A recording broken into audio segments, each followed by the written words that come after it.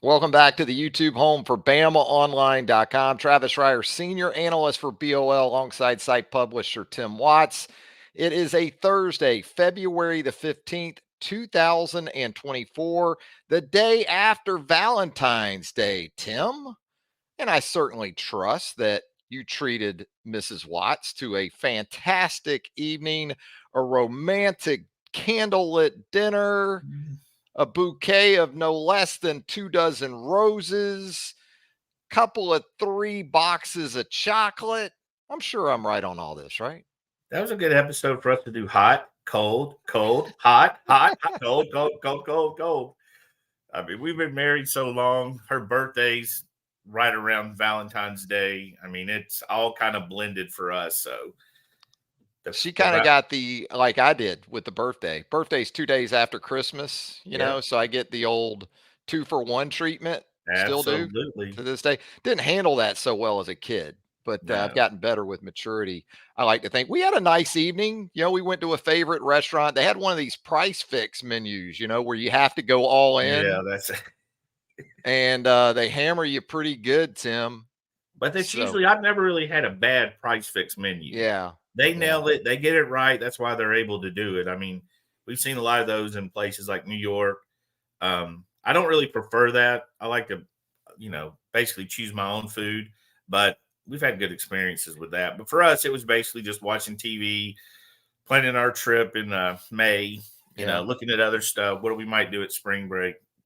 When you're married They had a long break. enough, the flower and roses are more about, hey, buy me an outfit for Spain. So There you go. There you go. We had a braised short rib. They had 3 options for the entree. You could get a short rib, you could get a ahi tuna, or tofu. Tim, what kind of option is that for an entree? that's not an option. I went with the short rib. Yeah. They can't just do whipped potatoes with the short rib. It's got to be whipped parsnips. Why can't they just do the potatoes? Why does it have to be parsnips? Is that how they get the extra 30, $40 out of you for the meal, I guess, by jazzing it up, prettying it up with parsnips, which, by the way, they tasted pretty much like whipped potatoes. Can I just have my whipped potatoes, Tim? Yeah, I would think simple for me is better. I've never understood some of the green garnish on top of my meal.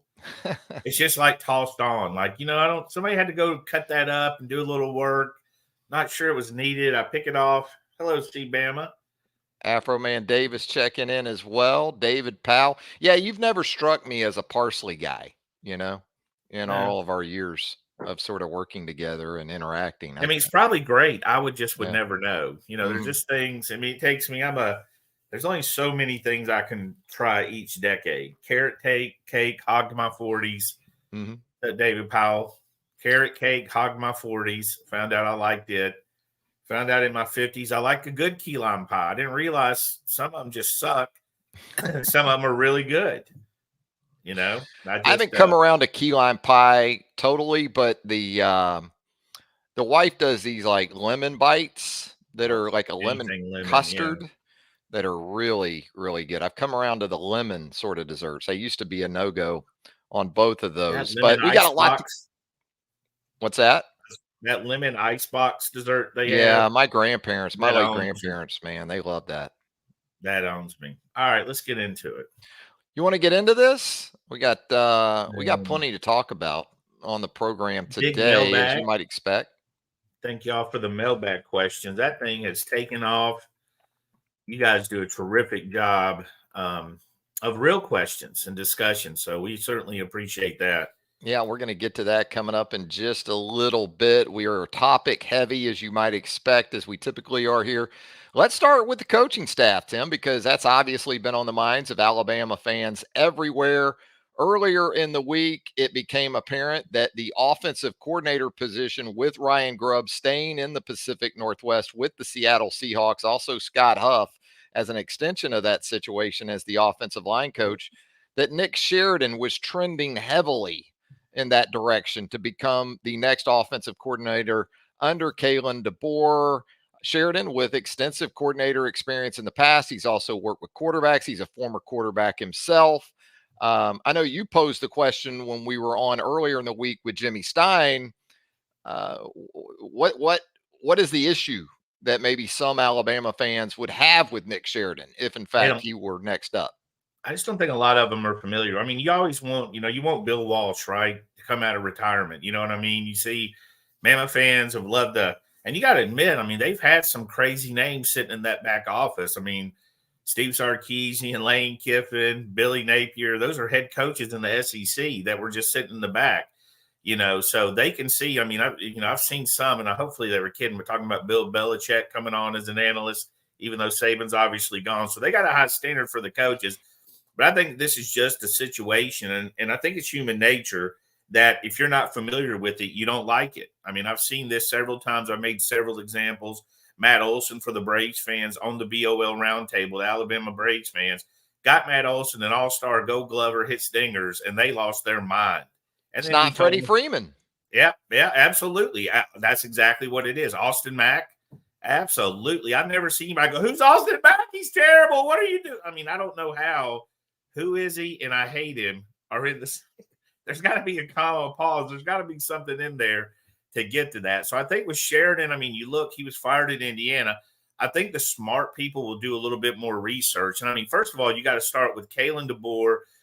It's his offense. It's his. He's not sitting in there just walking in and saying, "Hey guys, what are we doing Saturday? Y'all got a good idea?" I mean, he's involved with the play calling, the game planning. It's his game. That's his game. So everything's going through him. Very similar. And we've discussed this before. I've talked to a lot of coaches, several that have been on staff with him, who said Kalen is very involved. He's going to step in. He overrides a call. I mean, I don't think he brags about that because it sort of takes away the offensive coordinator's authority. But if he doesn't like the third or fourth down call, he'll change the call. And I had one coach who was on staff with him in Indiana tell me that was fairly frequent, where he would override that with the new staffs at Washington and Fresno. He would override a call, change it to what he liked. So I think with Sheridan, you look back, and I've talked to people. His first year, they were fine. They were like 6-1, lost to Ohio State 42-35, had over 500 yards of offense, I think. Very, very productive that year. Now, the second year he was offensive coordinator, and again, this goes down to people that were on staff with him in Indiana. It was a mess from every level. It was a mess. It started with, I think he played 4 quarterbacks that year, so he lost Penix, who obviously was fantastic. He lost Tuttle, who was his backup, who's supposedly pretty good. I don't know him that well. And then he had to end up playing just a smorgasbord of quarterbacks. Also, he had guys on the offensive staff that wanted to be the offensive coordinator. You had a run-heavy guy, which is naturally, and Mike Hart, who was a really good running back at Michigan. The good running backs are always run the damn ball. And then they had a guy that wanted to pass more. So it was just a bad situation. Nick Sheridan was let go. But what did they do the next 2 years? Nothing. They won 3 games and 4 games. So I don't think the problem was Sheridan. Also, I think you go to the fact if you agree that Kalen DeBoer, which all college coaches have said, he's a really smart offensive guy. He's the mastermind behind it. He keeps hiring Nick Sheridan. So you got to assume Nick Sheridan knows a little bit about offense, or Kalen DeBoer wouldn't hire him.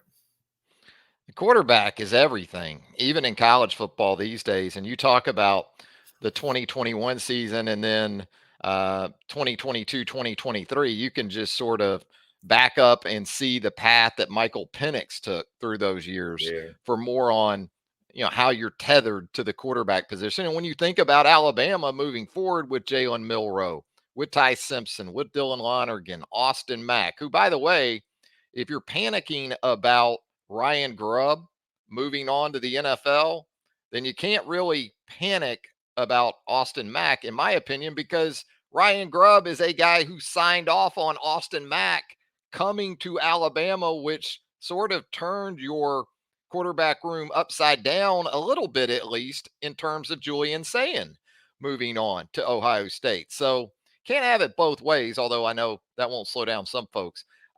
These titles becoming official here in the last day or so. I guess no surprise, things you had been hearing, we had been hearing in regards to Freddie Roach, Robert Gillespie, a couple of holdovers from the Nick Saban staff, and important ones in that. Yeah, I don't know what all the titles mean. I don't know exactly if it changes their responsibilities. I'm serious. I have no idea how I'm going to dig into that, but I have no idea if the responsibilities change. I'm sure they are, I also think it's a little bit of a way to get you more money, to reward you for the job you did. I mean, obviously, those two staying on staff were a big part of keeping the roster that remains. And regardless of what anybody says, that's a top 5 roster in the country. Has a few holes, obviously, but it's a top 5 roster in the country. So Freddie Roach did a lot of work there. Robert Gillespie did a lot of work there. Also, they're really good recruiters. So, I mean, when you look at just the surface level, Robert Gillespie has a huge part of Florida, and Freddie Roach has a huge part of the state of Alabama. So we know their responsibilities from that, coach running backs, coach defensive line. But is there anything additional? If there is, I don't know. I don't know yet. Yeah, it's important as we think about Kalen DeBoer coming in from out west as a recruiter with a handful of his assistant coaches that he brought along, to think about Freddie Roach and Rob Gillespie as recruiters. But again, as you pointed out, roster retention was first and foremost. It was paramount after the coaching change, because your roster was exposed for that month to the transfer portal. So when you think about it in terms of who you kept, and then who you'll continue to be able to recruit with guys like Roach and Gillespie, and also some support staff people that don't get enough love, that were a big part of the retention and now the recruiting under DeBoer moving forward. I think we're just in an era too, Tim, where we're going to see more co's when it comes to co-defensive, co-offensive coordinators, associate head coaches, assistant head coaches. And a lot of times I think that's attributable to money, to salary, to being able to get people paid what you need to pay them.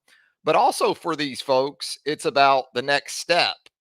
I'm a position coach, but I ultimately want to ascend to a coordinator role and or a head coach role. There sort of needs to be that gradual step up, whether it's semantics or not, in the eyes of a lot of people that come with these titles, Tim. Yeah, and I don't know the difference between associate and assistant head coach. I mean, what's kind of funny to me is I think under Saban, a lot of fans just didn't cover or follow a lot of the little things that went on, and now they're magnified. But I mean, Holman Wiggins was associate or assistant head coach as well. Nobody really seemed to discuss that until this happened with Robert Gillespie and Freddie Roach, the titles. I also saw on the message board where they, and I had several people ask me about this, and I was surprised. They were kind of like, I don't remember Saban ever taking time off in February. And I was like, what the hell are y'all talking about? 17 years they took the Thursday after National Signing Day off and came back on Tuesday. So that was just like, oh, now Kalen's lax. They're taking off in February. It's like, no, Nick Saban. Not only that, Kalen DeBoer had him come back on Monday, and Nick Saban had him come back on Tuesday. So Kalen DeBoer might be a little bit more of a push him guy. No, I'm just Yeah. kidding on that. But it's like we just forgot. So all these titles, all these support staff, there's always been a big support staff. There just never was a big deal made about it. So I get it. The excitement going through the new titles, the roles, but you're dead right about the support staff. That support staff was huge.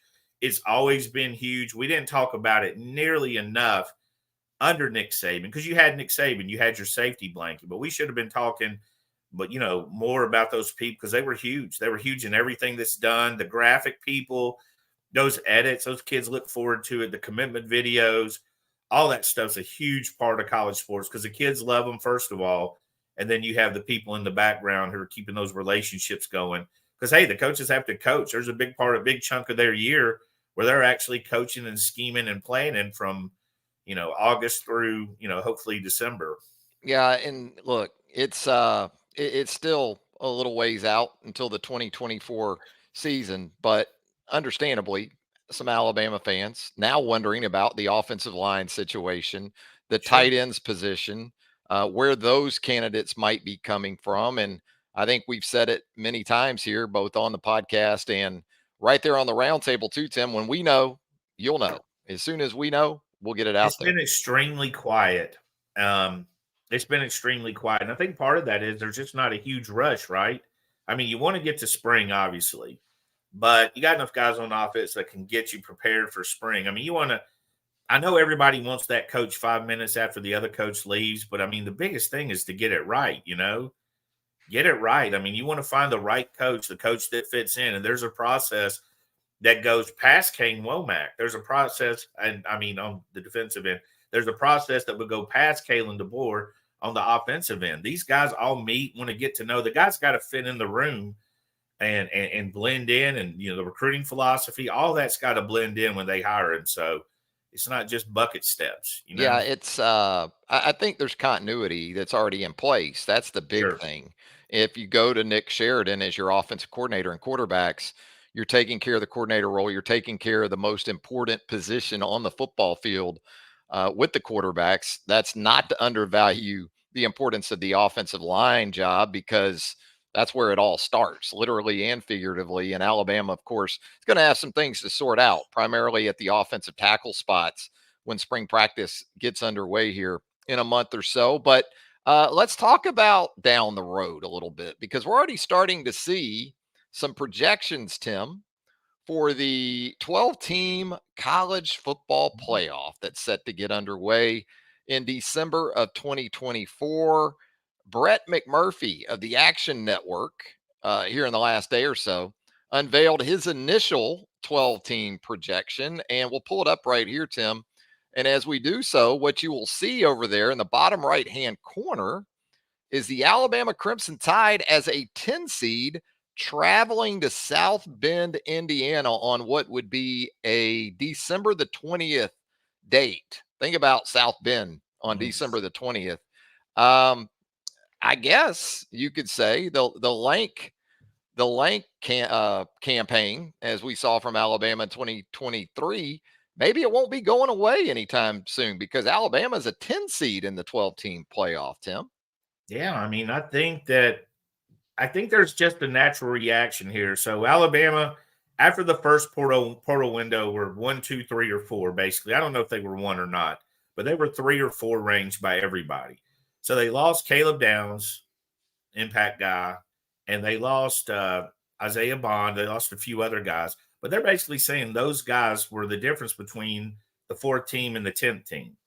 I think that's crap. I don't think that's true at all. I mean, you're talking about a safety and a wide receiver who's a real, both are great players, but I don't think that's a difference in the 4 seed and the 10 seed. I think that it's fair to drop Alabama because of Caden Proctor. You don't know who your offensive tackles are, but I mean, I love these things. I know people get mad. I love them. I could pick them apart too, but I don't have a problem either way. I think it's very brave and brass, and you really can't hold this accountable because we don't know anything what's going to happen in April in that portal window. We don't know what these rosters will go. Now, this I'll take a little bit more interest in after that April window closes, right? Because we'll know Yeah. what Alabama's team is. I mean, is everybody at Ohio State happy that they brought in all these players?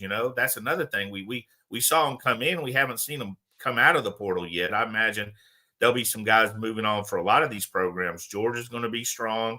Texas is going to be strong. Alabama has a new coaching staff. So I am kind of surprised to see Florida State at third. Seems a little bit high. I feel like they lost a ton of one-year talent last year. I mean, they lost a you talking about losing a wide receiver, an impact wide receiver. I mean, Keon Coleman changed their whole offense, a quarterback that matters, some good defensive guys. That might seem a little bit high. I'm not sure there's that big a gap between FSU and Clemson, to be honest. Feels a little bit like a makeup call in basketball after what happened to Yeah, the Seminoles in the 2023 season. But I think it's interesting because in Georgia, Texas, Alabama, and Missouri, McMurphy has 4 SEC teams among his initial 12. And of those 4, it's Alabama that would be playing on the road in this scenario, because Brett has Missouri as an 8 seed playing a home game in the first round.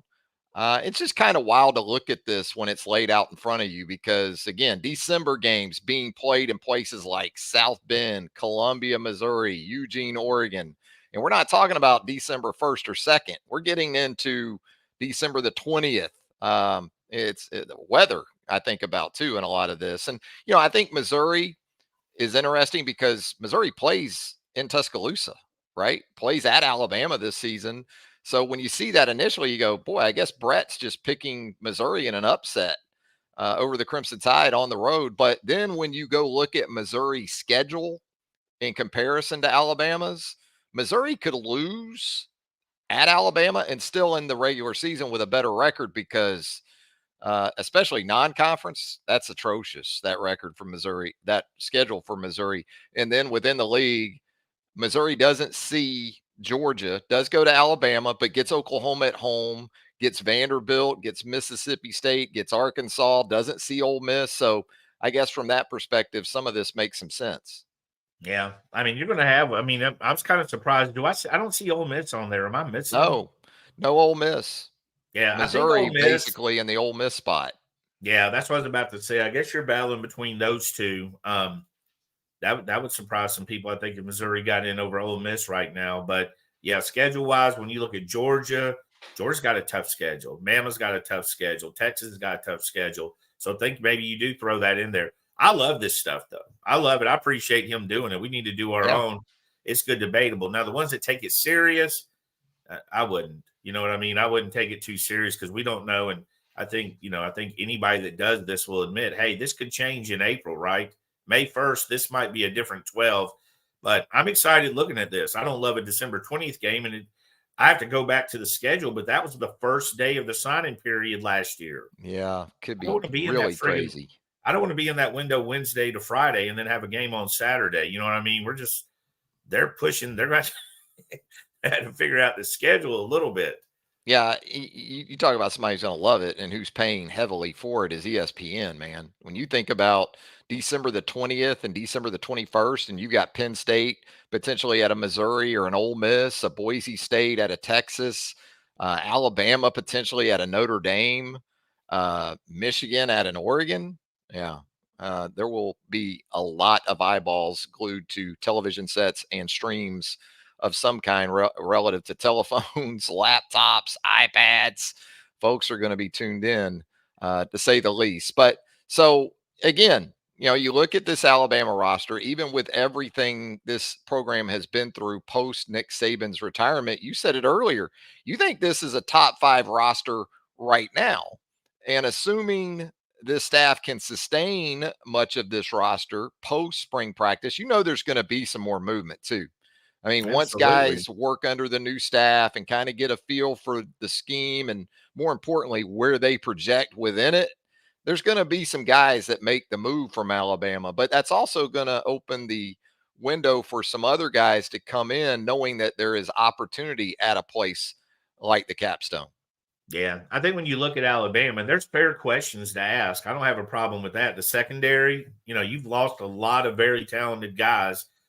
You got some guys coming back. You got extremely talented freshman group coming in, also transferring in Damani. So you've got talent back there, but you haven't really seen as much of. You've seen Malachi. We got some experience, but you've got a lot of guys that's got to prove it. But they're talented. The offensive tackle position's legit. You got 4 on campus. Does somebody bump out? You know what I mean? You got other guards that seem to be a little bit more advanced. You find one in the portal, because it's not going to be easy to go find you a cornerback one and a left tackle in the portal. So you might have to find you a guard and kick somebody out or something like that. So that's why you make millions of dollars, though, to figure out those holes you've got.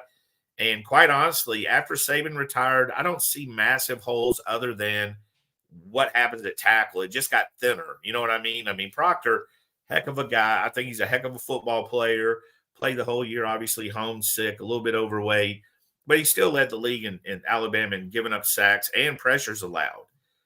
So he still had some growing pains there. So they still had work to do at the offensive tackle position regardless. Yeah, when I think about the potential for those type of quarterfinals in this scenario too, I think back to this most recent playoff, the last of the 14 playoffs, because there was such an outrage, or there was some outrage about Alabama getting in over Florida State. Well, if we had a 12-team field, Tim, Florida State would have gotten in as the 5 and would have played a first round game against Liberty, who would have been the 12. And then They'd have who would have lost to gotten the Liberty. winner? Who would have And they'd gotten have the lost winner to of that Liberty. game? Alabama in the quarterfinals. They would have gotten either Florida State So without a Florida State would quarterback. have got Liberty and Bama. What's that? Florida State would have had Liberty than Bama. Yes. Oh, wow. So I'm not sure so Florida State could win without their quarterback. I don't think that was an unfair That's Yeah, a big position. That's for the rest of the world. We know that's an important position. Take Patrick Mahomes off the Chiefs. They well, probably don't win the Super Bowl. the point is the outrage would have extended with a 12 Yeah, team because if yeah, you're Georgia, you're pissed because you're the 6 and you got a tougher road game than Florida State has. yeah, Uh, I guess Georgia would have been at home as a 6. But if you're Michigan as the 1 seed, your quarterfinal game most likely would have been against Georgia, while Alabama plays either a quarterbackless Florida State or Liberty in the quarterfinals. So yeah. I guess A it shows. very upset Georgia team too, with a Yeah. lot to prove. Very Right. talented. Yeah. Yeah, Hey, let's very. talk about some NFL combine invites for the Alabama Crimson Tide. As we learned in the last 24 hours, Alabama with 10 invitees to Indianapolis for the annual Olympics of the undergarments, as I like to Yeah, call it, up there. And when you look at this list, Tim, were there any surprises for you? Any omissions when you look at Jace McClellan, Jermaine Burton, J.C. Latham, Justin Aboigby, Dallas Turner, Chris Braswell, Kool-Aid McKinstry, Terrion Arnold, Jalen Key? That might be a little bit of a surprise. He gets the invite. Will Reichard gets to go to Indianapolis as a kicker. What about that list? yeah, I like it. I'm pretty excited to see Jace. I hope he's healthy. I think he has a chance. I still think Jace is probably going to be that third to fifth round pick that's going to stick in the NFL 7, 6, 7, 8 years. Those guys tend to do well. The move the pile in between tackle guys that can receive, and we know he can block. So he's going to have some things. I'm really excited to see what Will Riker does there. I watch this thing every year. I watch it, and it's insane because there's so much downtime. I watch it, and I'll watch it, and I'll go back and rewind and watch some of the highlights. I watch it every year. I love it. I have a good time with it. But, yeah, Alabama's going to be well represented. They got a chance to increase their stock. Everybody's going to be looking at Kool-Aid. To me, I'm going to be looking at Kool-Aid. What does he run? I want to see what J.C. Latham weighs. I want to see if he drops weight to get ready for the combine. There's questions there, but Burton, what do you do with Jermaine Burton? I think his interviews are going to be different, is the best way I could describe it. I don't think he's going to give you the standard interview that Terrion Arnold is. You know what I mean? I think Jermaine could be very interesting. Not necessarily bad, but a little bit different. But boy, he looks like a wide receiver too in the NFL to me. Big body, good hands, route runner. I'm not saying he's Odell Beckham Jr., but he's got some physical traits that to me are reminiscent of Odell Beckham Jr. Now, again, not expecting that kind of career for Jermaine, but I think he's got some translatable uh, attributes to the next level. And I think you're right on JC Latham. He's going to be fascinating to watch in terms of where he's at because I think he's obviously still viewed as a tackle, but do you think some teams are looking at him at 360 and saying, hey, we might need to push this guy inside where he could still be like a Trey Smith for the Chiefs, outstanding guard for the Chiefs from the University of Tennessee. But is it that sort of scenario that could play out for JC? Yeah, I think he'll. I'm curious to see. I would expect him to lose weight to get ready for the draft to be on that edge guy. Hey, you can make a lot of money on that interior. I remember 15 years ago, nobody thought a whole lot of the interior offensive line when it came to the draft. And then all of a sudden you had, the Cowboys drafted a center first round. We've seen Quentin Nelson, who's one of the most dominant offensive linemen in the history of football, go. I think he went sixth, beat out his own teammate who went ninth as an offensive left tackle. So we've seen that value. Ryan Kelly, we've seen that value increase. Dallas Warmack, that was the year that kind of took off. Cooper from I think his name was from North Carolina, and then Dallas. They both went very hard. Is it Chance? Yes, Chance, right? I'm mixing them up. But you had the guards going in the top 10, so that's changed everything. So you can make a lot of money there. Trey Smith obviously was a good football player. I think he had a medical condition, heart or Heart deal. something.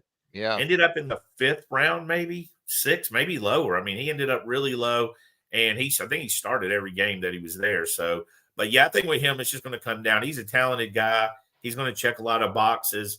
I don't know if he wants to move in. He's shown some flexibility, but I do think for tackle, he's probably going to be lighter if he sticks at tackle in the NFL. Yeah, injury updates big from the combine as well. When you Medicals, talk about absolutely. medicals, I think Jace McClellan when I think of medicals because he had an Yeah, assortment of issues during his time with the Crimson Tide, and none more so than Justin Aboigby. I mean, you start talking about neck, back, those type of issues. You're going to have some teams that might just disqualify Justin Aboigby before yeah. even really going through much more of the process, given the type of situation he came back from.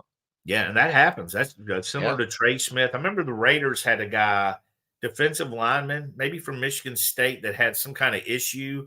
And a lot of teams, I think he was a first, projected to be a first round pick, had the medical issues as his last year in college.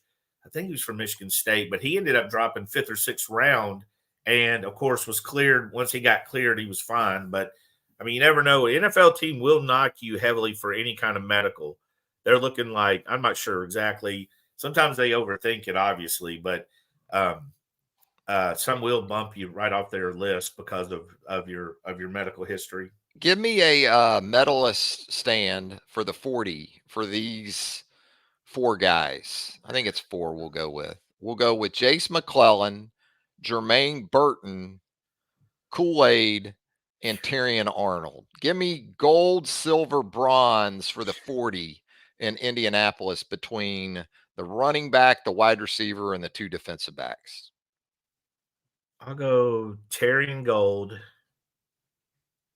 I'll go. I wonder if Jace is healthy with his foot. I'll give him the silver and bronze. I'll go Kool Aid. I think Kool Okay. Aid's going to work on his 40 time. And I've never even had a clue what Burton ran, to be honest. I know he's pretty fast when he's running. I've never even thought about how fast he was. His recruitment was so weird. How he got to Bama, Subtext Tighter. How he got to Bama was so weird. Mm-hmm. His recruitment, high school, flew, moved to California, committed to LSU, flipped on signing day to Georgia, beat Alabama for national championship, and came to Alabama. So he's had quite the. He's been a hard one to pin down, but again, like you said, he's got traits. Yeah, there's a guy in Jermaine Burton who's been in the Alabama program for 2 years, and you still feel like, as you just said, you don't know a lot about this guy. And so, Yeah, even yeah, for Alabama fans, even for people like ourselves, I think there are some things that will be revealed about Jermaine Burton that might be pretty interesting coming up here in a couple weeks in Indianapolis. Hey Tim, let's get into some hoops because the last time I checked, Nate Oates' team sits all by itself now atop the SEC standings after South Carolina went to Auburn on Wednesday night and got absolutely shellacked. You talk about a Valentine's Day massacre. Boy, the Tigers, after getting woodshedded themselves in Gainesville over the weekend, bounced back in strong fashion. I don't know, and Alabama's very good at home too. But right now, there may not be a tougher place to get a road win than in Auburn.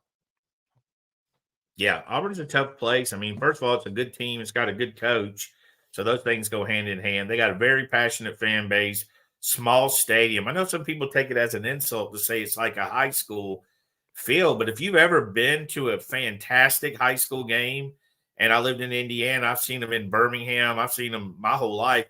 Dude, there ain't nothing like the crowd leaning on you on the sideline. I've seen that a dozen times in Birmingham alone. The crowd is in your business. You know what I mean? In Auburn, I don't think it's an insult at all to say it's like it's a great high school game. That and those atmosphere are off the chart. But yeah, I mean, South Carolina, I mean, they did not have a couple of good trips to the state of Alabama, right? They did not. I mean, South Carolina is a good basketball team, but they have been beaten by like 70 points, close to 70 by Bama and Auburn. This has just been, then they are a much better team than that. They've got wins and all, and they tried to hang. I think they jumped out 9-0, 9-2 last night. Mm-hmm. And then Auburn just took over. I Blitzed mean, them. Auburn was just better, the better basketball team. Tennessee blew out Arkansas. A couple games to watch last night. I don't know what is happening with the Arkansas program. Terrible. I mean, Yeah. I just can't. How did they go? I mean, you had your shirt off last year, right? You had your shirt. Now you got your pants pulled down. Nice. You're getting your butt spanked. You know what I mean? We gotta keep our clothes on out there in Fayetteville. You Yeah, know, little E. It's not so easy for Eric Musselman I mean, this he season. enjoyed it. when he was on, I wouldn't even say he was on top. He was on like, he was like that guy that stopped 500 yards from the top of Mount Everest. He was almost at the top, didn't quite make it, but uh, had such a good talented team last year. And to see this year's team is just, it's brutal. But yeah, Auburn and Tennessee are both good basketball teams, and won big last night. And that SEC, I mean, it's a fun race. I mean, you're gonna have a little anxiety with it, but it's a fun race. Alabama with just a daunting 7-game stretch to close the regular season, starting with Texas A&M at Coleman Coliseum on Saturday. Alternative uniform game Dude, for yeah, Nate Oates' team. What do you think about those threads, Tim? those are nice. Those are Yeah. nice. My first thing was hilarious was one of our favorites, Melvin Seahorse, says, "I need those shorts." He was so excited. They were logo on the short, the Crimson Tide. They look fantastic. I can't imagine you put those on the shelves, right? Those are going to be very, very popular. I saw Mark Sears got his jersey up pretty quick. I saw the people that do the NIL. What's it called? Athletes. I can't remember Yeah. the name of the website, but damn, I should know the name. We just brought my son the length shirt, but they had the stuff up there. Not the same thing. Doesn't have the Nike swoosh, but it looks good. I mean, it's a good look. If you want to support the team NIL, you can go pick your favorite player, the jersey.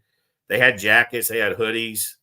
I mean, they had the whole nine thing. I love the look personally, and when you think about it, um, when you were growing up as a kid, you love those old uniforms, right? And then we went to this like bland. I mean, the Astros had a crazy wild, I mean, you go through all the Yeah. teams, the Braves old A, you go through all these teams that you covered, they were great. And I don't think we appreciated it much, but they're throwbacks for us. But for the younger people, they're just like, oh, it's fire. They love it. Brand new. Yeah. Yeah, for them, it's brand new. There's no difference. So I love they do that. But yeah, Alabama hit a home run with they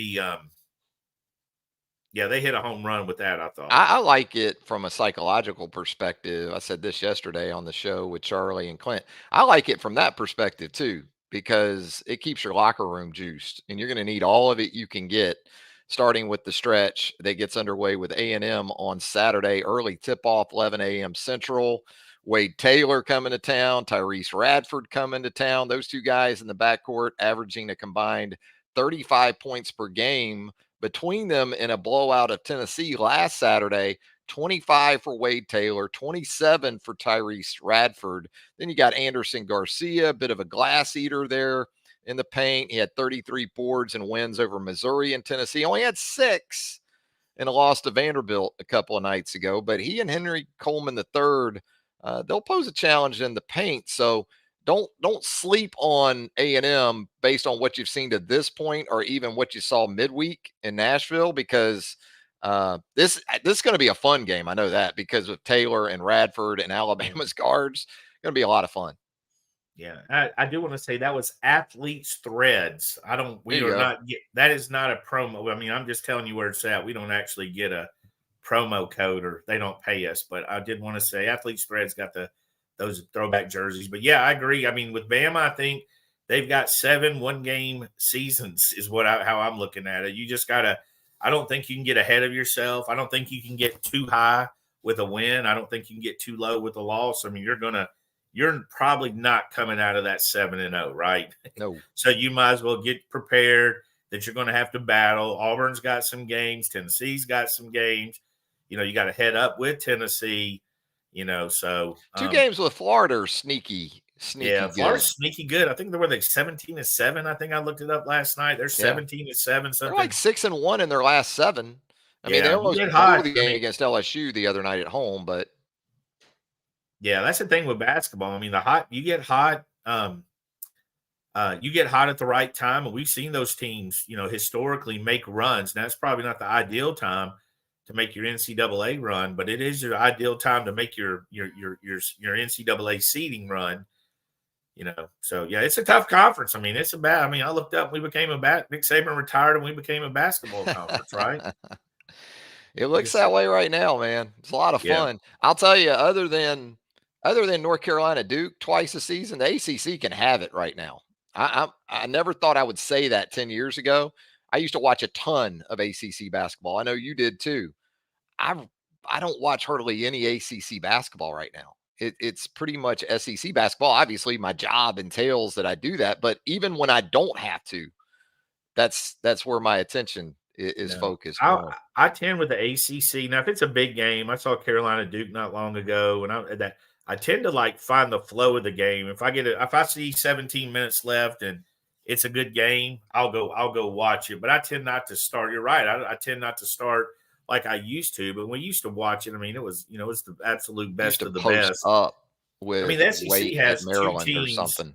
Yeah, SEC has two teams that don't have at least a 500 record yeah. overall. That's kind of absurd. And a lot of them have pretty good win percentages. So Yes, they do. basketball's changed. Have you been watching any of the NBA lately? I have Following it not. You're our senior NBA correspondent. I'm the PGA Tour guy, Tim. That's the and dynamic softball we agreed upon. and softball. That And is yours. softball and I women's basketball. I've I got those betrothed for that to you. Savannah helps you with that. That's kind of you kind of get a cheat with your daughter. You know what I mean? Like she's throwing you. you out there. Oh, But Herb Jones, Brandon Miller, I mean, he continues to play like any other year. I think he's in the heavy discussion. He should be in the discussion this year for Rookie of the Year. But, he had 26 points and 6 rebounds, 4 assists, 3 blocks for stretch last night. And the Charlotte Hornets are on a heater with 3 straight wins. Kind of surprising. It's not a very good basketball team. The LaMelo Ball's out. They're missing their big man from Duke, Mark Williams.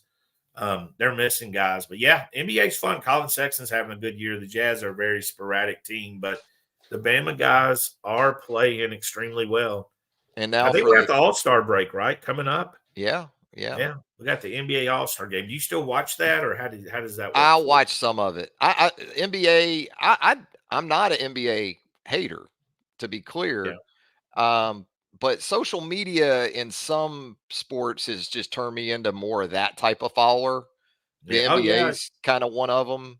Yeah. Major League Baseball to an extent.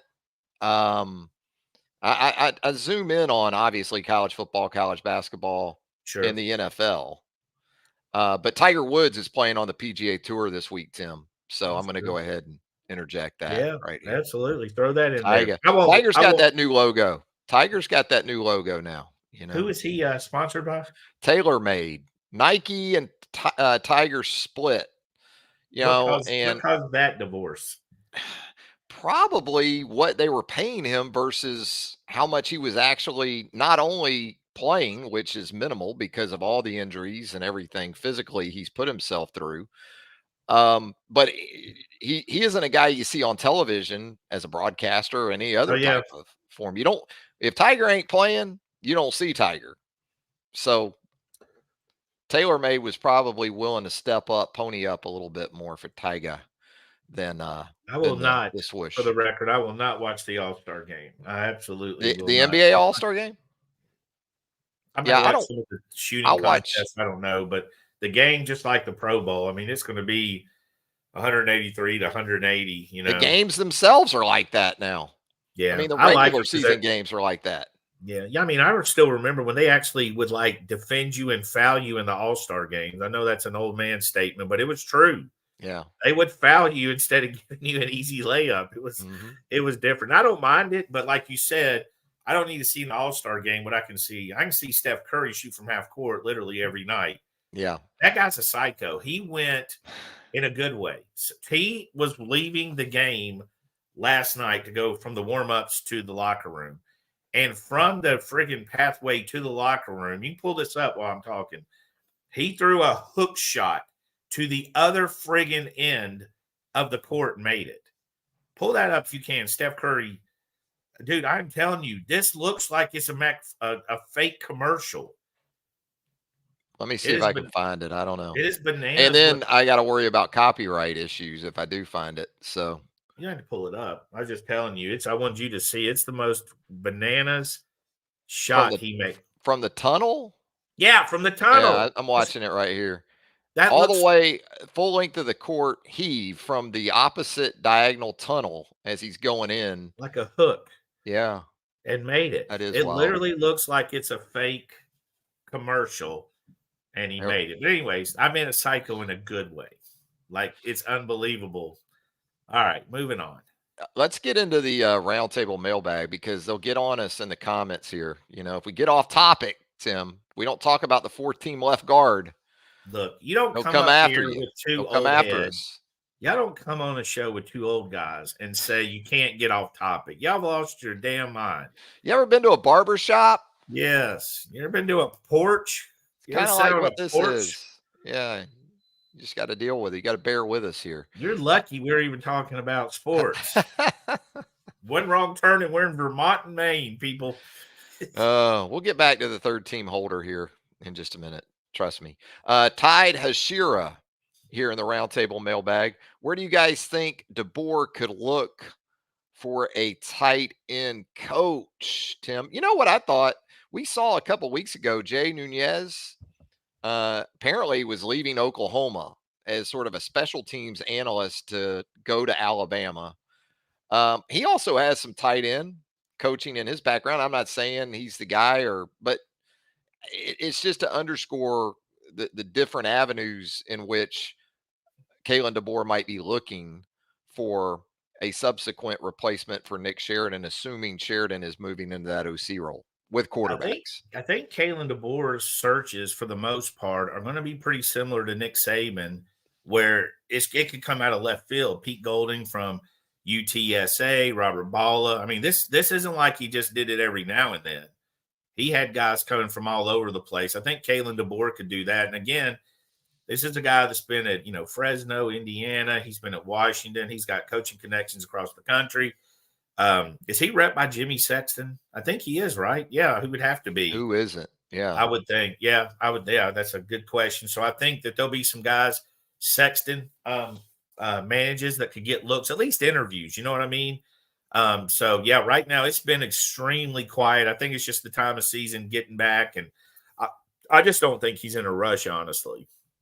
I think he wants to get it right. Bro Namath here in the mailbag. Top 5 high school basketball players Tim Watts has ever seen in person. Wow. 5. That's a lot.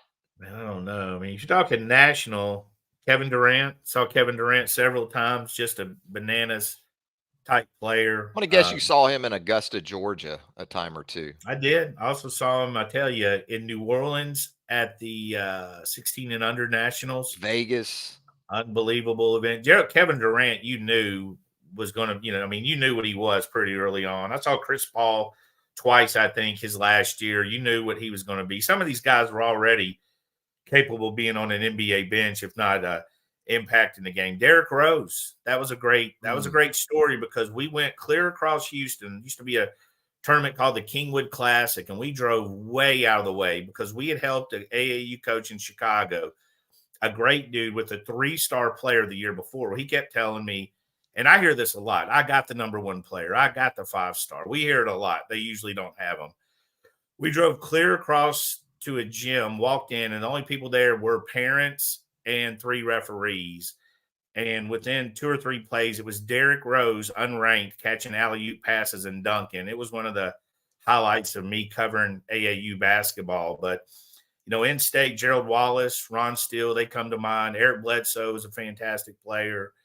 Dwight Howard, Earl Smith, Rajon Rondo. I mean, all those guys were just a little different. Earl Smith, J.R. Smith is, he's one of the best athletes I've ever. I don't think you can be a better athlete. I think he's very similar to LeBron. He was a heck of a ball player. He could shoot from 30. He could do all that stuff. In today's game, he'd be an all-star every year.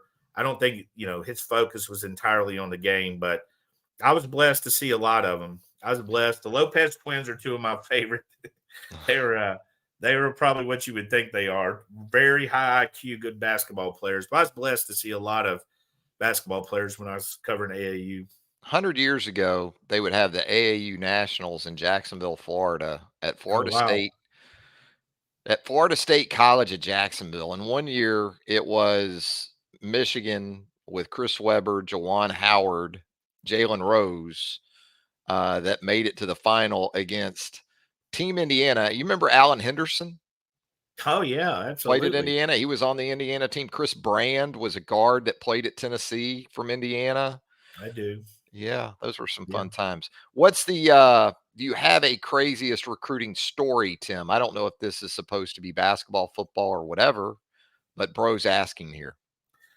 The favorite, the craziest recruiting story. I mean, I've got them. I don't know. They kind of all blend in. I mean, some of the stuff you hear behind the scenes. Brent Callaway certainly stands out. Guy going back and forth with Auburn, a whole lot of drama, with that one, a lot of accusations and stuff like that. I mean, I think Reuben Foster's probably my favorite, from the time, I was told he rolled into Tuscaloosa like 10 or 11 people deep on an unofficial visit. So from that moment, committing to Bama, Auburn, flipping to Auburn, Auburn tattoo, going to Auburn for the last weekend official visit. And again, I was watching Eric Anders. I was minding my business, MMA up in Mountain Brook, and I get a text with a screenshot. Reuben was with Alvin Kamara, eating lunch in the Alabama mess hall. I don't know if you call it mess hall. They're not in the military. I don't know what cafeteria, whatever you want to call it. And he was there, and I was like, "What the hell?" He just went to Auburn last night. Obviously, he had an issue with one of the Auburn scholarship players. So Reuben's probably the craziest, I think, just to follow. Is like you could probably write a book on Reuben from you know freshman year to you know his career in the NFL. He's still playing, right? He still played in some small league. I saw he got drafted. So Yeah. He is. I think it was a UFL now. We're going to unite he's the a hell of a XFL and player. the USFL. Yeah, he was a heck. I mean, he was just that guy that just did, just an unbelievably. You talking about old school people loved him. He just would. I mean, he would just absolutely kill you. But his career, I mean, we've had several, but Rubens is probably the most visible. That was the most entertaining. Always enjoy story time with Uncle Tim here on the program. Roll_tide wants to know any chance Alabama steals Joe Cox back from Ole Miss for tight ends coach. Typically, it's not something you see a lot of because these guys have, in most cases, right? They have sit downs with the incoming head coach, and that opportunity, it either seems to happen at that point or it doesn't. Maybe this could be an exception. Yeah, I wouldn't think so. I think he'll have the guys. I mean, I think if you want to keep somebody or not, right? There's no real connections. Also, Joe Cox is already on staff and recruiting for Ole Miss, so I would not think. I mean, it's coaching. We have to say anything's possible, but I would not think that would happen. Bama Bullies here in the roundtable mailbag. My He wants to know man, top 5 high school football players we've seen. He has Ryan Williams at the top of his list. He is a South Alabama and Florida Panhandle guy, Bama Bullies is. So he he has is. them Ryan Williams, Julio Jones, DJ Fluker, CJ Mosley, Trent Richardson as his top 5 from his region. That's pretty stout, Tim. What about you?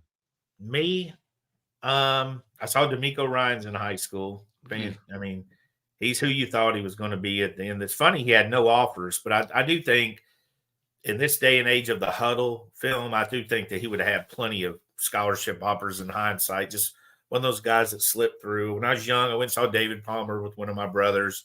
I don't even know. I mean, I don't know if I've created this myth in my head, but I know he scored 4 touchdowns, and I believe it was in 4 different ways. Um, I wasn't in football like I was now, but I could see I could see how much talent it was and the excitement that he brought in the crowd. Andre Smith's the most dominant player I've ever seen on a football field. Went out there and saw him and just absolutely just crushed everybody. Just a dancing bear, the original dancing bear for me. Jalen Mbakwe, he's definitely one that's up there.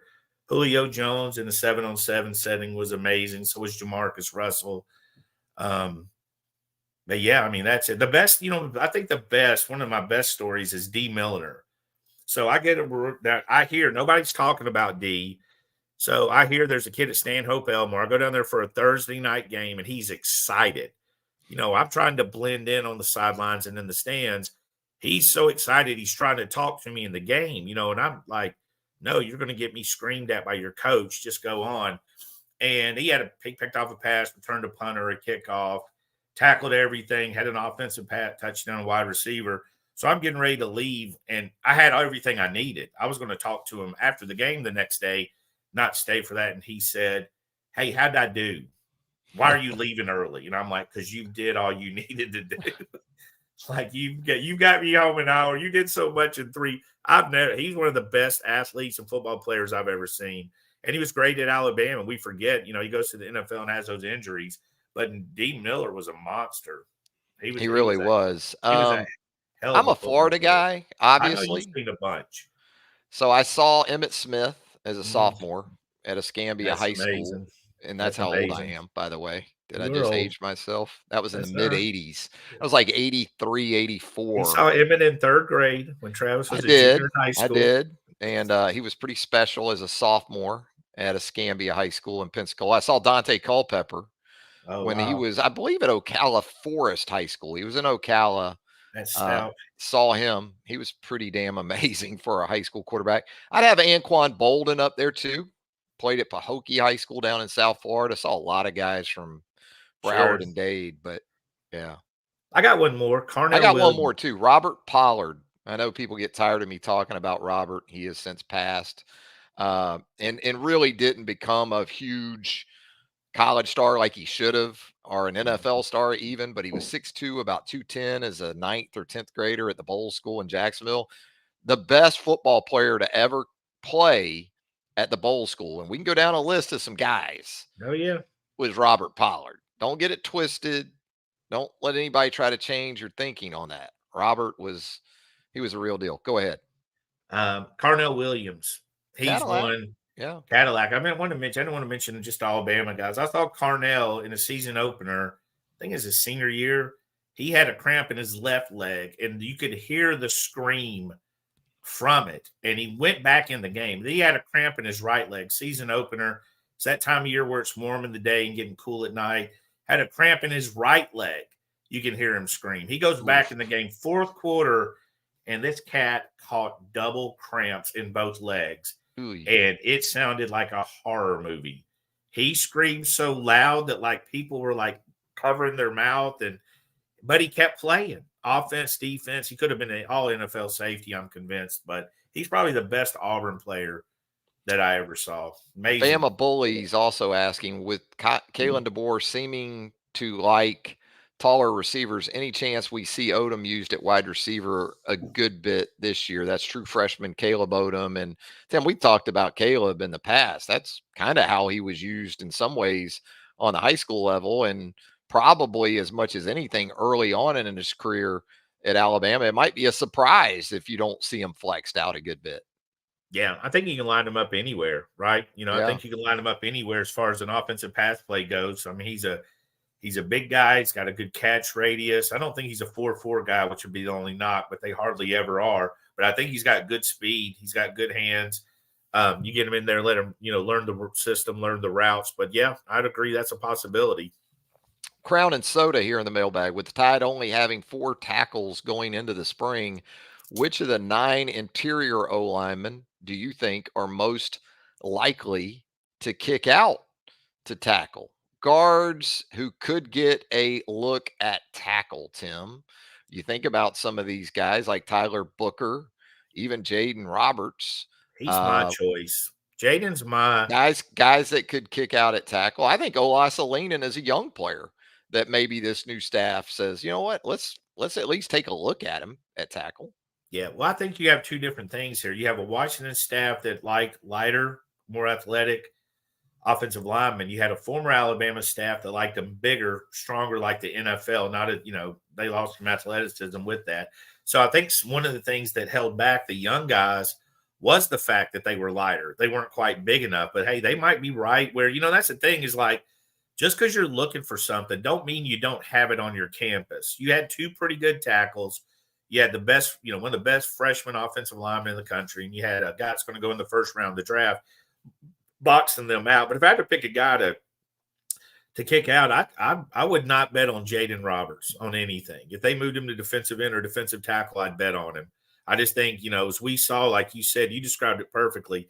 Dude's just always looking for work. He wants that challenge. You know what I mean? And he's the guy. He started 5, 6, 7 games? I don't even know how many total. Booker's been entrenched there for a while. He's probably like, I got this. I really don't want to move. But I mean, Roberts might excel, and he's got that body, that long length, long arms. He might be the guy, but they could like some of those freshmen on campus. They might have guys, and you've got the Texas A&M transfer that nobody knows about. Like we don't have a clue. We Naquil, know Natron. he's a big guy. His senior film was certainly good enough.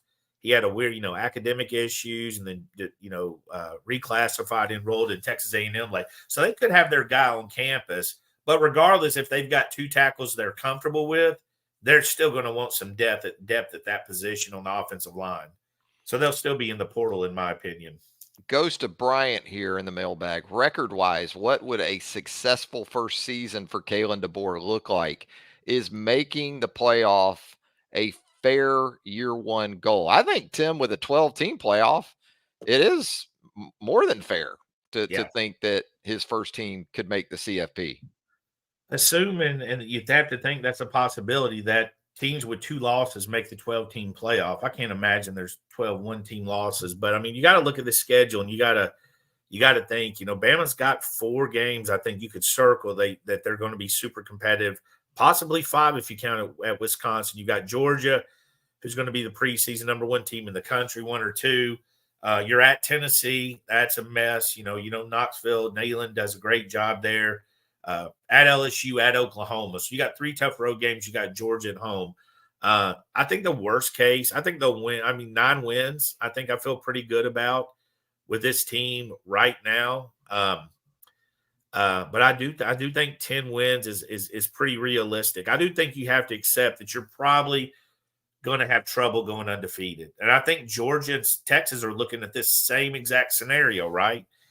Georgia and Yeah. Texas both can't go undefeated because they play each other, So this schedule, you're going to be looking at a loss, and luckily, the 2 losses with the 12 teams doesn't mean what it used to mean. 2 losses in the past and you were gone. So I think the playoffs is a realistic possibility and a goal as we speak now. In April, we might feel Bama's even a lock for it, feel like you're more comfortable with that, or we might feel it's a harder obstacle ahead of them. So Yeah, I think if 10-2 is what it takes essentially to get you into the 12-team college football playoff, looking at the schedule, looking at this roster, I think that's a very fair expectation in year one under Kalen DeBoer. Let's get back into the mailbag. CEH for Bama wants to know, how good can this Alabama softball team be? We'll also get to the second part of this one here with him as well. Well, based on the opening weekend, I'd say pretty darn good. Now, what's interesting to me is that you're going to see Alabama and Florida once again square off in SEC play, but neither of those teams in the preseason anyway ranked in the top 10. I mean, they are the cornerstone programs for the Southeastern Conference on the softball diamond. But Kayla Beaver comes in, does what you need her to do as a transfer pitcher in the wake of Montana Fouts moving on, at least in that opening weekend. And offensively, there was some impressive stuff. But I thought defensively, that may have been most encouraging to come from that trip to Atlanta with that 5-0 start. 5 games, I think it was just 1 error committed, because with Beaver, she did strike out, I want to say 21 batters. Yeah, and or had 14 strikeouts, had a lot of strikeouts. But she's going to be more of a pitch to contact pitcher for Alabama than Montana Fouts, who could have a game where she struck out 12, 15. So you're going to have to play some good defense behind this staff now. And Alabama initially at least showed some of that. Also, CEH for Bama wants to know, Tim, what's the difference in titles for Freddie and Robert Gillespie in terms of that associate versus assistant titles that we talked about earlier for both of these guys, respectively? My understanding, anyway, is that the associate tag is about as high as you can get before the head coach title, whereas it assistant is. I might be a think. step below associate. Well, I actually had an educated friend who thought that, like, if something happened to Caitlin DeBoer, Freddie Roach was the next coach. Now, I don't know if that's true. like the vice and vice president and the president. But I Yeah. thought the analogy had me really laughing. That would happen. I don't know the difference. I'm gonna dig into that. I've never really thought about I or how think that. that's it though. I think it is it's higher on the executive chain for coaches, the associate tag. Yeah, I mean it's It's good. I mean we know it's a it gets you a little bit more of a bump. It's a little bit about respect too. I mean shoot, we deal with that in our business. yeah. We have a lot of guys discuss. I've never been a title guy. I've never cared. But I understand why some people do. There's a difference between staff writer, senior staff writer, recruiting analyst, senior recruiting analyst. It's kind of a respect thing. So in college football, it's I think it's absolutely similar. Plus, it comes with more money. I'm gonna find out what the responsibilities difference are though. Yeah, money is That's usually the what it's key. about. You'll see like a coach that's coming back for another year go from just a position tag to assistant head coach or co-offensive coordinator. Usually what that indicates, Tim, is that there was some interest in Yeah, that guy in Harmon the Wiggins. offseason. Yeah, And Harmon Wiggins. Yeah. to keep him, the title had to go up, and with that, the money Yeah, and usually I goes up think in too. corporate America, you got to add the title to justify the extra money, right? You do. I remember Holman Wiggin was associate or assistant head coach out of Which the blue one which year. told me that that previous offseason, someone or multiple schools had come calling, and Nick wanted to keep him because we've seen Nick let guys move on too in those Oh, we've seen situations. him encourage them. We've seen him help them find people get other jobs. Nick had his own temp agency at times, it felt Yeah, like, you know. he was as good as Jimmy Sexton when he wanted to be. Yeah. Yeah, and he could be. There's no doubt about that. More from the mailbag. But Paul here in the mailbag, he says, "Thank y'all for doing this." Oh, thank you for Oh, tuning in, no problem, Blood man. Paul. These are always my favorite episodes of the podcast. There you go, Tim. Got a fan there, You Butt got Paul. one fan. He wants to know, do you think Alabama enters fall camp with both Jalen Milrow and Ty Simpson still on the roster? That's after spring practice and maybe even a summer of workouts. I think, Tim, if one isn't on the roster, it won't take until fall camp to probably figure that out. I don't know. Yeah, I mean, you can't hold me to this. Let me be clear, but I think they will both be here in August. I think Ty Simpson stayed because he felt he can compete. He's getting a fresh start with the new offense. He might very well do some things. Now, look, he could have hit the portal. Someone talked him into staying, right? You don't talk people into staying that you want to leave. So that had to have an effect on it. Also, the one thing we've said numerous times about Ty Simpson, he's picky. He's not just going anywhere. He's just not going to slide over to a school he's not comfortable with. No situation is easy. And I think, again, for Ty Simpson and for anybody who wasn't a starter, this is a whole new chance to impress your. And it's the same for Jalen. He's got to impress these guys that he can make the throws and do the things because this is a passing offense. Jalen's a good runner. Ty is not given nearly enough credit. He's a good runner. Jalen's a next level runner, but Ty's a very good runner. So I think they'll both be here in August. I think this is going to be a quarterback battle. I don't know battle. It's going to be a quarterback, Competition. competition, but with Jalen definitely having the upper hand to start with. He's got a lot of experience too. Yeah, I mean, Jalen's best is as good as anybody's best, basically. and and he has the trust of that roster for the most part, you would think, you know. There's a dynamic you take into account, especially with the quarterback position. That being said, you're still going to have to perform, and you're still going to have to show that you can fit into what these core principles of this Kalen DeBoer offense demand of you, and get the job done. But Paul also, he gives us a gun to our heads. Here comes a Oh, gun to your head, so be ready. As of right now, would you pick Alabama to win 2 of 3 against Georgia, Tennessee, and Oklahoma? Still so much time and things to sort out, Tim. But would you feel okay about picking Alabama to win 2 of those 3? I wouldn't feel great right Huh. now. I wouldn't feel great. I mean, Georgia, again, number one team in the country, have been kicked around by Saban quite a bit. They're going to come in motivated. Of course, Alabama is going to be just as motivated. Bryant Denny is fantastic. I hope that's a night game because it'll be off the charts if it is. So obviously, I'm giving Alabama a chance there, but a very tough game at Neyland is. I think Alabama can win that game. They've proven for years they've won that game. In fact, the one time they didn't win it, it took every single thing in the world to allow Tennessee to drag those posts down to that river, and pollute it. But so I give them a chance. But I would say, 60% chance they win 2 out of 3. I'd say, 85% chance they'll win 1. And I'd say 25% chance they win all 3. That's right now. Yeah. Again, I don't know the secondary and you don't know the tackles, but I do think this is and I'm a little bit on the air on the side of caution with you guys because I've had commitment stories written when I predicted them and put in a 90% prediction just because I don't want y'all to kill me if the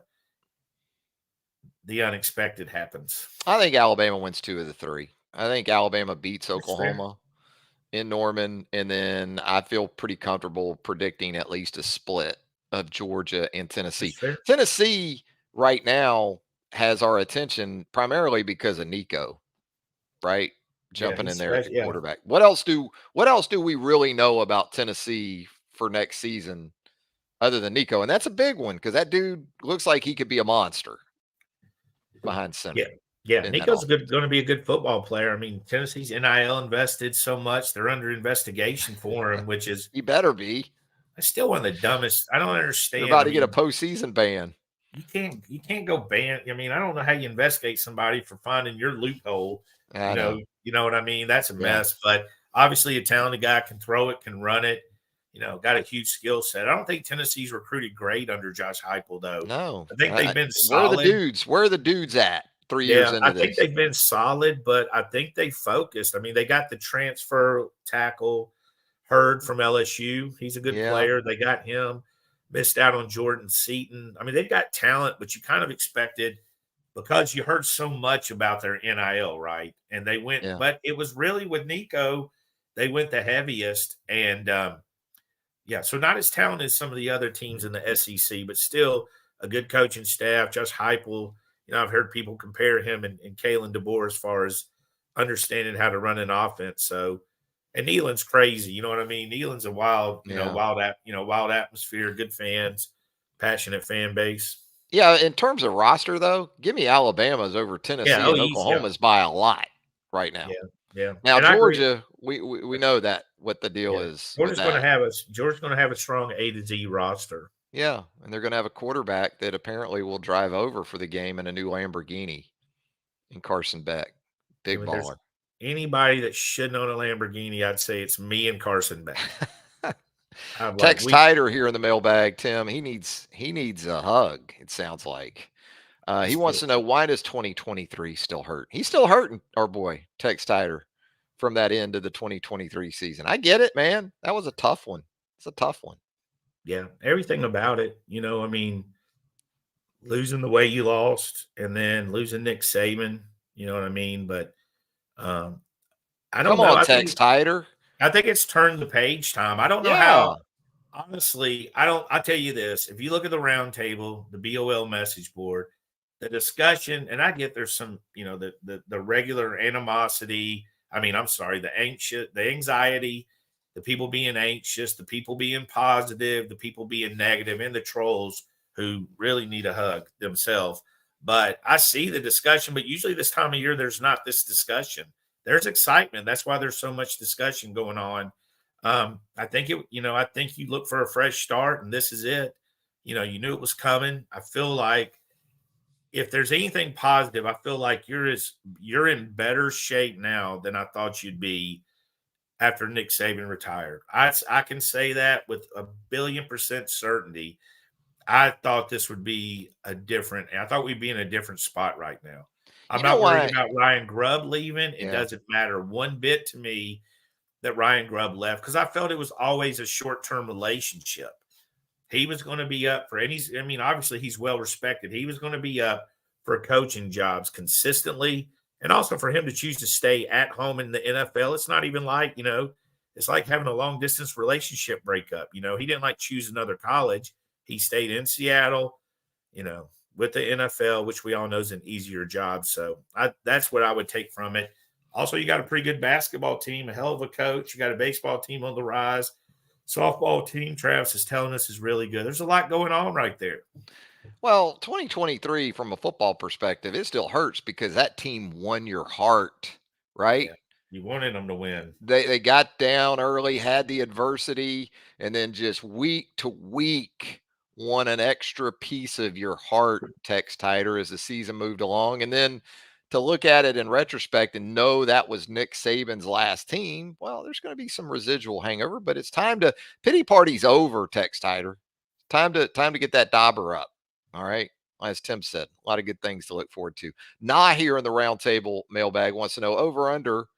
I don't know if there's an over under when you're asking for just an outright prediction, but over under, we see Tom Allen, the former Indiana head coach, who of course Kalen DeBoer worked for in Bloomington and some of the other assistants as well. Tom Allen joins the staff in the next couple of years. My understanding he's at Penn State right now, right? Working for James Franklin on the defensive side. Yeah, I mean, I don't know how that relationship is. I know I tell you what, Indiana, who's never had a run in my lifetime in football, was at its best when Tom Allen was there, right? I mean, they had, the strength program, and I know people go back to the night Baloo, and I was dead in the middle of it, how the reaction was and oh my God. Again, we had people absolutely losing their mind about Baloo and staff coming in as the strength coach because they didn't know. This goes back to the same thing. I think that an average fan, if he doesn't know, screams it sucks. You know what I mean? But that run they had, Kalen DeBoer, look at some of the assistants they had, Tom Allen, a hell of a coach. Yeah, he's at Penn State now. I think he's the defensive coordinator, right? Yeah. Yeah, I know he's working with the linebackers. We've seen recruits mention him. But I think it's possible. But I mean, right now you got the swarm, Kane Womack. Still been practicing his name, Womack. I'm gonna get that one right all year. He's got some people out there that'll correct you on that pretty quick. Yeah, I'm not listening to them. I need some of those people. I mean, you ever heard people try to pronounce my last name? You ever been called Reier for most of your 55 years on this planet? It's not Reier. Man, I've Look, man, you sling in 3 vowels and 2 consonants. You're asking for interpretation. Yeah, I need some of those people that'll quickly correct. I'm not one. I'm still calling Michael Phoenix. Yeah, I'm like, that's not spelled right. That's not on me. You figure this out. Go there, and I cringe just for a second. Tighten up. Then you pull it out of the fire. You always save it. I've got a lot of options with PENIX. I could go a lot of. You've saved it to this point. You've saved it. I had to buzzer me every now and then. Can't say that, Tim. Dark Star crashes here in the mailbag. Toughest opponent on Alabama's schedule next season. That one should be pretty easy, I would think. And he wants a 12-team playoff field, just an early list. Who do you got toughest opponent for Alabama in 2024, Tim? Yeah, I've got Georgia with Tennessee being sneaky as well. Ooh, Tennessee up there. Yeah, I just think Tennessee, the Bama, that's always been a rivalry game. Saban made it not, but up until Saban, it was a big deal to go to Neyland, Other than that, I feel pretty good about their schedule. There wouldn't be anybody really, I don't know enough about Oklahoma. I don't think the talent's there. I don't think the same home field advantage is there that you've got in Knoxville. But Georgia obviously is the easy one. I mean, number 1 team in the country. Kirby Smart, everything that program's done. Obviously his connections to Alabama. Gabe Lewis here in the roundtable mailbag. Where are you at on the 3 bucket strategy? I personally think the after tax bucket is a little overblown. Your thoughts? That's a financial sort of outlook or plan, Tim. I'm not sure if you're aware of that. I am not, which I understand that it entails like immediate, intermediate, and long-term financial planning. I'm not the person to ask on any 3 of those. I can assure you, Gabe Lewis probably didn't know that answer. No, Gabe Lewis. No. I will tell you this, though. I believe in the Tim Bucket method, which is I slide my money into different. I have several. I don't know. We have a dozen 10 to a dozen bank accounts, and I slide every check's money into what we need. Braces for kids. When I had kids, I put $10, $15 in. I had 4 kids. I knew somebody's going to need braces, right? Knew they were going to need cars, so I just slide it in there. I'm assuming that's the bucket. I just put it in Got the 8 to bucket. 10 bank accounts? What are you running, a cartel or something? Well, we got 4 You based out of kids. Medellin? Hey, dude, we got to travel. We got a Tim might Okay. have to move and Yeah. leave everybody behind account. We got the we got the I got bailouts on bailouts, but yeah, we do the savings, the kids. Bailouts. Yeah, we do that. We do the tax account. I've got everything divided. It's at That's least smart. 10 of them. So that's my Yeah. buckets. Boo AU here in the roundtable mailbag. What is the best hire that Kalen DeBoer has made to this point and why? Who do you like of his hires maybe most right now? I don't know. I'll say the most interesting is Kane Womack. I like it. I like it. I want to see. I don't know if it's the best. I still think Shepard, Jamarcus Shepard, is going to be a next level wide receiver coach. I watched a lot of YouTube videos and talked to a lot of people. A very quiet guy, but man, he knows what he's talking about. He knows what he's doing. I think he might be the best overall, but I think Womack is the most interesting. A complete, because we saw the Saban defense for so many years. Even before that, we saw the basic SEC defenses, and now we got the swarm. You know what I mean? We got cool names, we got Stinger, and we got all those names out there. And I'm curious to see. I mean, I think this is going to be exciting. Alabama fans want to attack, and players want to attack. They don't want to sit back and be patient. So I think he's the biggest one right now, probably to see what the defense can. There's a lot of pressure. Everybody can say, Kalen DeBoer's got, big ones to take over for Saban. But I mean, Kane Womack, he's coming in and with a completely different system. Alabama was a defensive team, had some of the best defensive teams in college football history, and certainly the most talent that we've seen in one era. So he's taking over. So he's certainly got some confidence in what he can do as well. Yeah, in terms of guys that weren't bringovers from Washington, I like that combination of Mo Linguist and Colin Hitchler in the secondary. Those two Yeah. guys working together. I think that could prove to been if it in fact plays out that way, if they are sort of a co situation back there in the secondary. I like both those Yeah. Good myself, call. especially when you are breaking in so much newness on the back end of this Alabama defense. Roll Tide YNWA. 3 questions, non-sports edition. Things happen in threes. First Mhm. Saban, then Rick and Bubba. What happened to Rick and Bubba? Did I miss something? Please tell I think me. they retired. Did they? I think Please so. tell me T Watts and TR don't have an announcement coming, do they? No, I think we're good for today, right, Tim? Yeah. Our only announcement is, hey, do us a favor, like and subscribe. Ah, Reach down and click that button. We are not going anywhere. Nobody wants us but each other. The only one that wants me is Travis. The only one, and this includes the wife and kids. The only one that wants Travis is me. But click down and like and subscribe for the BOL channel. We're not going anywhere. I'm not sure we know what to do. We're definitely not like Nick Saban. We can't walk on the beach and play golf all day like he is apparently going to do, and I didn't expect it.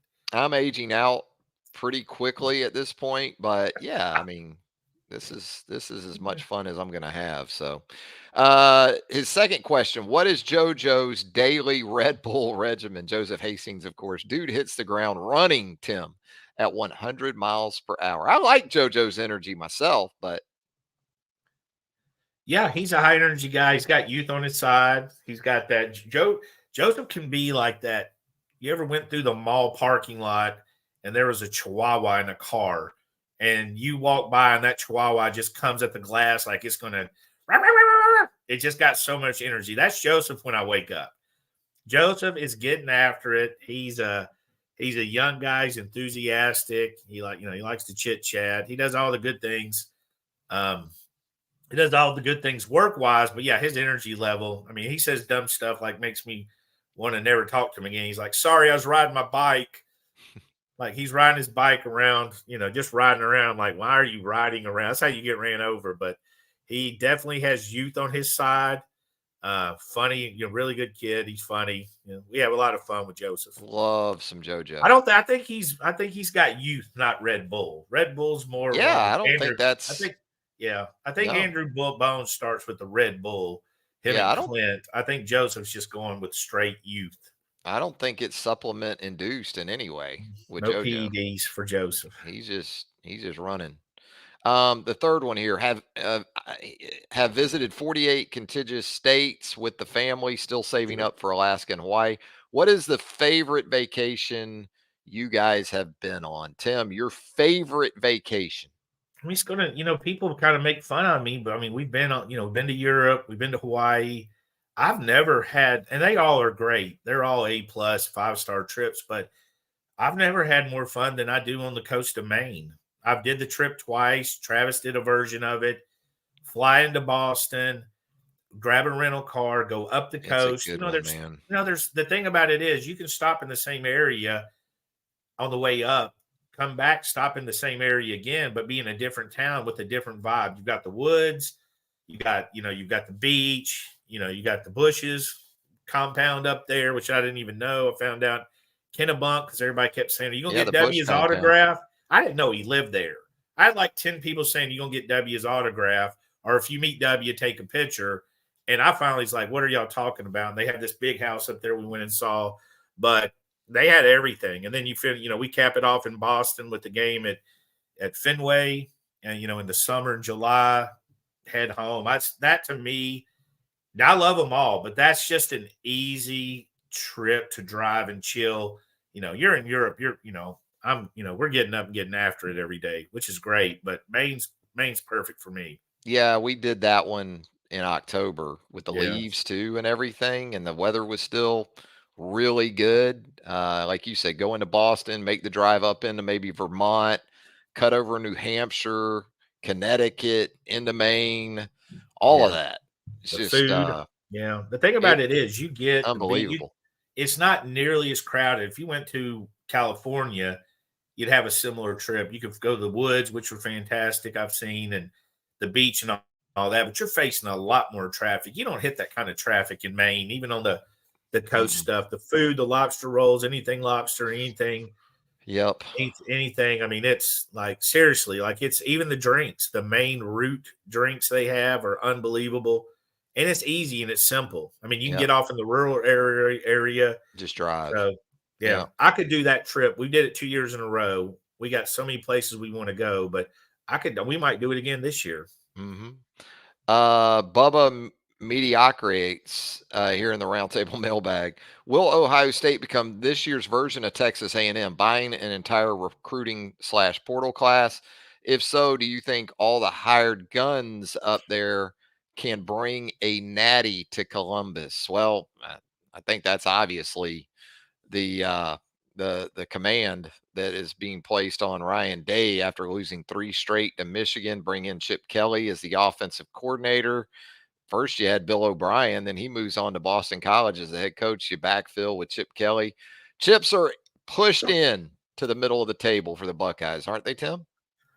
Yeah, I don't think the similar situations are even remotely similar. Honestly, I mean, when Texas A&M, a lot of the guys that they signed, we knew they had red flags off the football field, and even we knew a lot of them were just straight up NIL issues early on. Like they were heavy NIL bargaining chips. There were some things to watch with. I mean, Ryan Day and them are getting good players. Caleb Downs is a great person. Seth McLaughlin's a great person. Julian Say, and none of those guys have issues. So they're getting the right now. The running back from Ole Miss, he's a guy that could rock the locker room a little bit with his Quinshawn. Yeah. yeah, because that apparently happened at Ole Miss. So they got a little bit of that, but I think the rule is in the locker room, you want to have the majority of good because they'll affect the bad and they'll make the what's the bad apple analogy? All Basically, it you takes want is one. yeah, but I think in this situation, you think to overcome it with the I have no analogy actually. I just think that you hope that they control the locker room because you have the better kids. But for most of the people I'm aware they took of, the guys from Bama, they were all good people. I mean, Julian saying no issues. Caleb Downs, great guy, hard worker. Seth McLaughlin, same thing. So they got the talented guys. Texas A&M had some red flags, and if you've looked at it, after the fact, I mean, Evan Stewart, we told him early on when Evan Stewart hit the portal, Bama wasn't going to be a factor there, and other schools immediately kind of ducked out on Evan. You've seen Denver Harris. Did I read he's at UTSA now, a Yeah, now he's five-star at defensive? UTSA. Yeah. Yeah, I mean, so we had guys, and those were some of the guys that we were, you were kind of worried and hoping they matured out of their situation. I don't see it as the same thing. Now, there's a bullseye. Ryan Day can't miss. He can't, and with him, it's win a national championship. I don't think making the championship games enough. I don't think beating Michigan's enough. They have poured in a ton of resources. They've really circled the wagons. So a lot of pressure on him, but also an unbelievably talented team coming in Yeah, I mean, on to the paper, season. Yeah. uh, you're going to see Georgia, Ohio State in the 1-2 spots, I think, in the preseason pretty much. And then, Yeah. maybe get into Texas and Alabama and some other teams after that. Saban 23 as we wrap up the mailbag here. And as you said earlier, we really appreciate everyone taking the time to contribute. And also, we appreciate you subscribing to our YouTube channel here. If you haven't already, hit that subscription button, turn on those notifications. You'll get all of this video content as it drops right here on the YouTube home for BOL. Saban 23, I'd love to know what it's like on y'all's end rebuilding sources after a long tenured coach like CNS retires. I know y'all can't say much, but I've always been fascinated by this stuff. Tim, I think it's always changing. Even if the head coach is somewhere for 15, 20 years because of staff movement, whether it's support staff, on the field staff, um, whatever, that's just sort of again an evolving process, isn't it? Yeah. I mean, Alabama lose what, three coaches a year? I mean, I wonder what the average is. It had to be close to three, right? Every Yeah, year, Bama lost two close and to a three half to coaches. three. Yeah, Yeah, I would every I year on would an guess. average. So, I mean, for me, it's just, it helps being old. I'm pretty good with people, pretty good at my job, have a wide network, work with a great group of guys at on three off. I know y'all make fun of half of them on the other team sides, but we've got a strong network of coworkers that we work with, so it's the same thing. You just get used to it. It's been 25 years, providing value and all that good stuff. Well, Tim, I think we've about covered it here on the I think we latest covered it edition all. of T Yeah. Watts and TR. Again, appreciate everyone taking part in the roundtable mailbag. Anything else, Tim, before we get out of here? I mean, we got Tiger Woods playing golf in a little bit. All right. Yeah. So, He plays today. yeah, opening round. It's his tournament. He's the host. The See, that's me. Genesis That's Invitational me. out in LA. I'll do anything at my house or in my yard. That's what I'm, Tiger Woods. But if I got to go to your place, I got to travel. I don't want to do it. But yeah, I'll hold my invitational. We Well, don't he have actually to. lives in South Florida and the tournament's in LA, but his Well, travel's a then little he's bit not different as than smart as ours. Tim Watts. He's not as Yeah. smart if he did Yeah. that. Well, there's Tiger Woods and then there's Tiger Watts. I That's mean, what I'm we all know saying. that. Give me 18 Yeah. holes in the backyard, and they can come here. I'll He watch also cricket. hosts an event. It's a silly season event, they call it, down in the Bahamas. So he gets that right. You know, Yeah, I know you he's don't see exciting. Tiger That's in why it's kind of. Minneapolis or I mean, I don't know Cleveland. all the particulars with that, but I was surprised. I just figured Tiger was a Nike guy for life, just like Jordan. Jordan's not out. You don't see Well, Jordan. You don't see Jordan's Michael Jordan a mom, lot. Tiger, and I'm surprised given Tiger's dad and his stature. They must not have negotiated a deal like Mrs. Jordan did, because I'm just as saying, we like know, Michael Jordan is still like Mike's his. mom, she got that whole thing set up. Yeah, that's a good. What's that movie called? It's got Matt Damon and Is them it in in it. the air? Something like that. Something like that. That's a really good movie for Good people movie. looking. Or yeah, good. Yeah, that was an excellent movie. Did you by the way, because now I'm thinking Ben Affleck Yes, and I Matt did. That's Damon, amazing. did Yeah, you review the commercials as I you did. I saw you said several earlier? of them. There's Okay. several of them, like the one where they're throwing the ball in the back through the donut. That was a Yeah. good one. Ben Affleck can't throw it. Matt Damon can. I saw the one with J Lo. That was pretty. Yeah, it's good stuff. I sent All it to the right. wife. All She's right. dying laughing. They did a good. I read those. They sold those jumpsuits, and they sold out in a few hours. So I'm sure they did. they made some money. I mean, I just want to know what grown ass person's walking around in life People wearing that Duncan. people love NASCAR gear, man. all kinds of people. And that's what that Is that suit what that is? well, that's what it looks like to me. It Yeah, looks that's like fair. NASCAR. I'm just People saying, love it. if I go to Target later today and somebody comes rolling through the toilet paper aisle, I'm going to have some thoughts in my mind about Yeah. that person. Yeah. Unless it's been Affleck in a Target commercial, but I just like, if it's a kid, I'll get it. But then again, I'm not a jersey guy. We need I to don't do a wear. podcast. Tim goes to Target. Just on that. We could do that, I I think. have some thoughts that I'd like Yeah. to share. I'm not Tim's sure. Target thoughts. And get them I'm to not sure. sponsor it. We'll get them to sponsor the I'm show. not sure in this day and age I could say everything I wanted to because I'm gonna be pretty honest about some people's attire. Of course, they're probably Oh. saying the same thing when I roll through in cargos, Nikes, and the hoodie. Well, But I that's look your look. good. That's the look for you. All right, Tim. A lot of fun. Enjoyed it See you as next usual. week. Yep.